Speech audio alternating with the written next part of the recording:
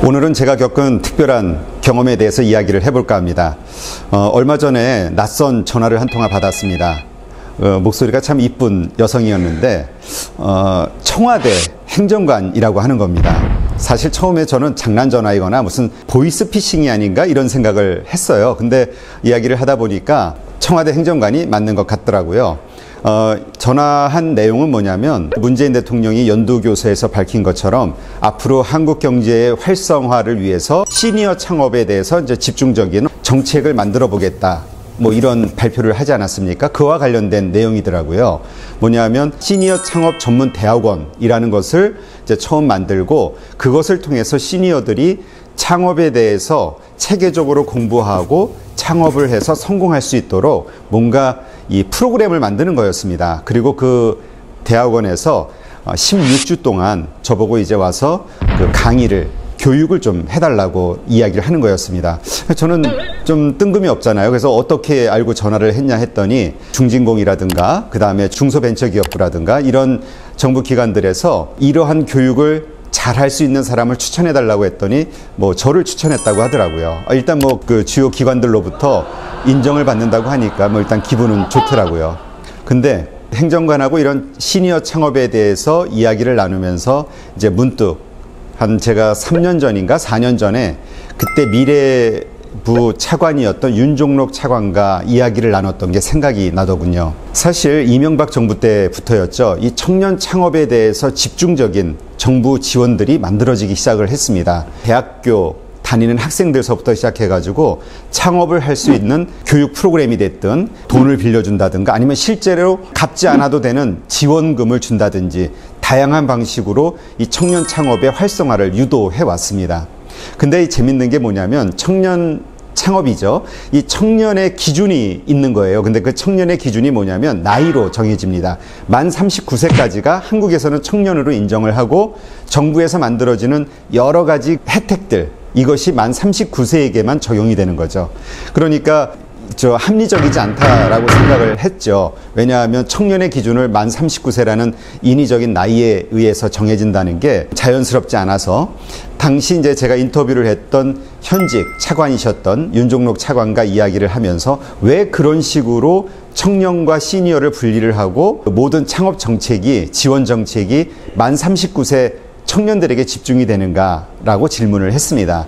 그랬더니 이제 그때 정부 기관에서도 이제 많은 그 공무원들이라든가 고민을 해봤는데 청년들은 창업을 한다고 하면 뭔가 막 글로벌로 뛰어나가고 많은 사람들이 일을 할 수 있는 직장, 일터를 만든다는 거죠. 비즈니스 규모를 키우는데 시니어들은 가족과 함께 먹고 살 수 있는 진짜 소상공인 창업 위주로 생각을 한다는 거였습니다.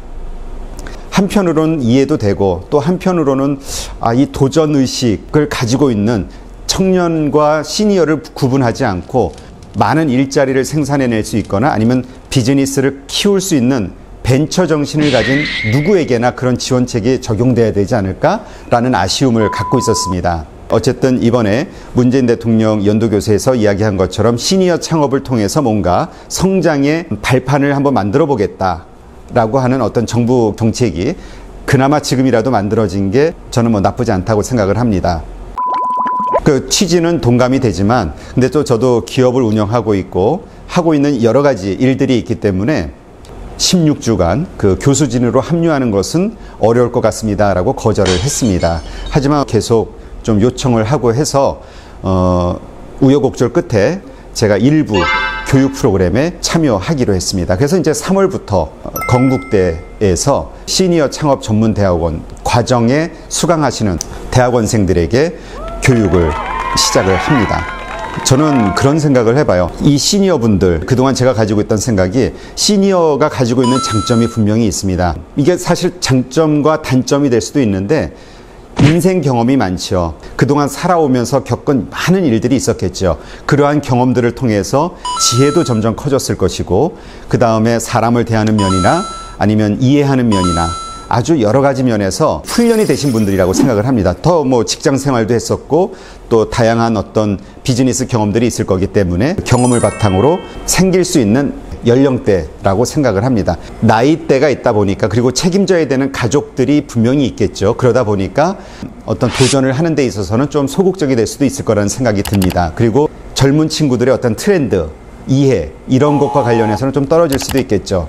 그래서 저는 시니어와 청년, 이걸 분리해서 생각하지 않고 이 시니어 분들이 자신이 가지고 있는 장점을 잘 활용하면서 청년들의 어떤 도전, 아이디어, 이런 것을 함께 작품을 만든다면 멋진 결과가 나오지 않을까, 이런 생각을 하고 있었습니다. 그래서 이번 기회에 제가 가지고 있는 생각을 바탕으로 시니어 분들에게 그들의 문화를 이해하고 소위 꼰대 소리 듣지 않으면서 함께 화합할 수 있고 청년들이 따를 수 있는 어른으로서 그들과 함께 할 수 있는 방법들에 대해서 한번 고민을 해볼까 합니다.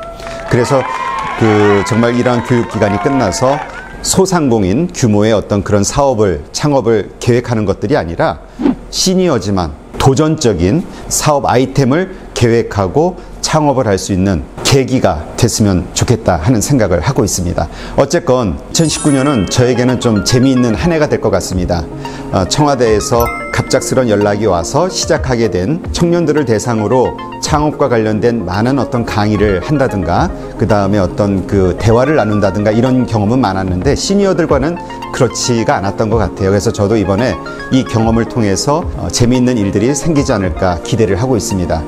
시니어와 청년들이 힘을 합쳐서 뭔가 멋진 작품을 만들어낼 수 있는 그러한 계기가 될 수 있도록 저도 한번 노력을 해보겠습니다.